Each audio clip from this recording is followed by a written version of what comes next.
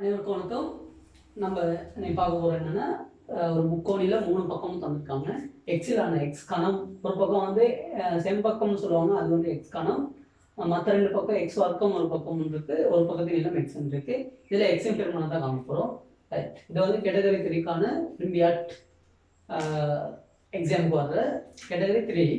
ரைட்டா? ரைட். அப்போ நம்ம இதை பார்க்க போகிறோம். இந்த மாதிரி வந்தால் இதில் கோணம்லாம் நமக்கு தெரியாது. அப்போ நமக்கு பாய்க்க வேண்டியது வந்து பைத்தகரசின் தொடர்பு மட்டும்தான் இருக்குது.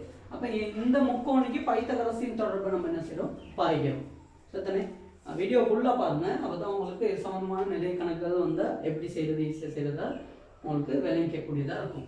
ரைட்.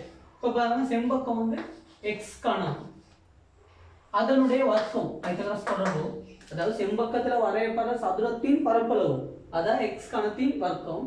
மற்ற 2 பக்கங்களில் வரையப்படுறது இங்கே எக்ஸ் வர்க்கம்னா எக்ஸ் வர்க்கத்தின் வர்க்கம் ப்ளஸ் எக்ஸின் வர்க்கம். ரைட்டா? ரைட். இங்கே எக்ஸ் தனியாக இருக்கு, இதனுடைய வர்க்கம். ஓகேயா? ரைட். இப்போ எக்ஸின் ஒரு அடுக்குக்கு மேலே ஒரு அடுக்கு இருந்தால் பெருக்கணும், அதெல்லாம் உங்களுக்கு தெரியும். அவை எக்ஸின் 6ஆம் அடுக்கு சமன் எக்ஸின் 4 ப்ளஸ் எக்ஸின் வர்க்கம். ரைட்டா? ரைட். இன்னும் சமன்பாடு எக்ஸின் 6ஆம் அடுக்கு தானே, இன்னமும் சின்னதாகும். எப்படின்னா எக்ஸ் வர்க்கத்தால் இதில் பிரிச்சுடுவோம். எக்ஸ் வர்க்கத்தால் பிரிப்போம், இங்கே எக்ஸ் வர்க்கத்தால் பிரிப்போம், எக்ஸ் வர்க்கத்தால் பிரிப்போம். எக்ஸின் 4 எக்ஸ் வர்க்கம் ப்ளஸ் 1 வருது. சரிதானே? ரைட். இப்போ இது எல்லாத்தையும் இப்படி கொண்டு வரும், ஒரே பக்கமும் கொண்டு வரும். எக்ஸின் 4 மைனஸ் எக்ஸின் வர்க்கம் மைனஸ் 1 சமன் 0. ரைட். இப்போ ஒரு 4 படியில் சமன்பாடுன்னு வந்துருக்கு. ரைட்டா? 4 படியில் சமன்பாடு வந்தால் இதை காரணிப்படுத்தி தீர்க்கிறத விட இதை வந்து இப்போ இதில் எடுக்க வந்து எக்ஸ், இதை வந்து எக்ஸ் வர்க்கம் உள்ளது வர்க்கம் எழுதலாமே, மைனஸ் எக்ஸ் வர்க்கம் மைனஸ் 1 சமன் 0.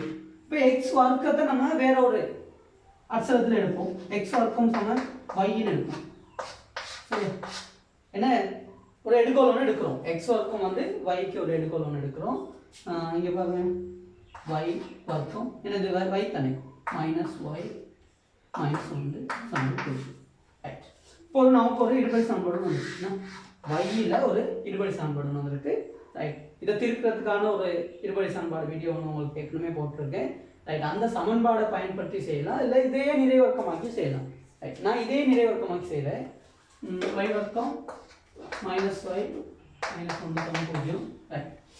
இங்கே பாருங்க, சய ஒன்று அந்த கொண்டு போயிடும், கணக்கு லேசாக இருக்கிறதுக்காக சமன் 1.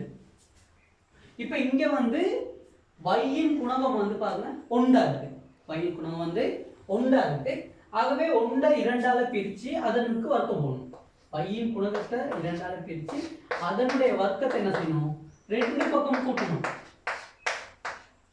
அதான் நிறைவர்க்கமாக்குறது. சரியா? ரைட். உங்களுக்கு உதாரணம் சொல்லணும்னா, இப்போ எக்ஸ் வர்க்கம் சக 10x, இதை வந்து நிறைவர்க்கமாக்கணும்னா எக்ஸின் குணகம் என்ன 10 தானே, அதை 2ஆல பிரிச்சா 5, 5 வர்க்கம் 25. அப்போ 25 கூட்டுனா இப்போ எக்ஸ் ஆக 5 முழுவதின் வர்க்கம் எழுதலாமா இல்லையா? அதாவது 25 வர்க்கம் மூலம் 5, எக்ஸின் வர்க்கத்தின் வர்க்கம் மூலம் எக்ஸ். இதான் நிறைவர்க்க கோவை. இப்படி இருந்தால் இப்படி எழுதலாம், மற்றபடி எழுதலாது. இன்னொன்று உதாரணத்துக்கு பாருங்க, எக்ஸ் வர்க்கம் சக 6x, இங்கே எக்ஸின் குணகம் 6, 2ஆல பிரிச்சா 3 வர்க்கம் 9. அப்போ இதை எக்ஸ் ஆக 3 எழுதலாமா இல்லையா, 3 வர்க்கம் எழுதலாமா இல்லையா? அதுக்காகத்தான் நான் என்ன செஞ்சிருக்கேன்னு கேட்டால் எக்ஸின் குணகத்தை 2ஆல பிரித்து வர்க்கத்தை போட்டு 2 பக்கம் போட்டியிருக்கேன். இப்போ நீங்கள் இதை எழுதலாம் எப்படின்னா, ஒய் இங்கே மைனஸ் மைனஸ் அதை முழுவதும் வர்க்கம் எழுதியாச்சு. இங்கே 2 பக்கம் தானே கூட்டியிருக்கோம். அப்போ 1 × 4 என்ன, 2 வர்க்கம் 4னா 1/4, 4 5 எழுதலாம். 1/4னா 4 5 தானே. ரைட். இப்போ வைக்கான ஆன்சர் வர போது பாருங்க, y மைனஸ் 6 வர்க்கம் இங்கே போனால் வர்க்கம் மூலம் 5 × 4 சகோசய y சமன் அரை வந்து மைனஸ் அந்த பக்கம் போனால் ப்ளஸ் 6 சகோசய வர்க்கம் 5. இங்கே 4 வந்து வர்க்கம் மூலம் 4 வந்து ஆன்சர் 2. y சமன் 2 சகோசய வர்க்கம் 5. இங்கே மைனஸில் ஒரு விட வருதுல்ல. ரைட். ஆனால் இங்கே மைனஸ் வராது, இது ஒரு நீளத்தோட தொடர்புப்பட்டது தானே. ஆகவே எப்பயுமே y வந்து 0 விட பெருசாக இருக்கும். ஆகவே y சமன் 1 + வர்க்கம் 5 2. yக்கான ஆன்சர் கண்டுபிடிச்சிட்டோம். இப்போ நமக்கு என்ன தேவை?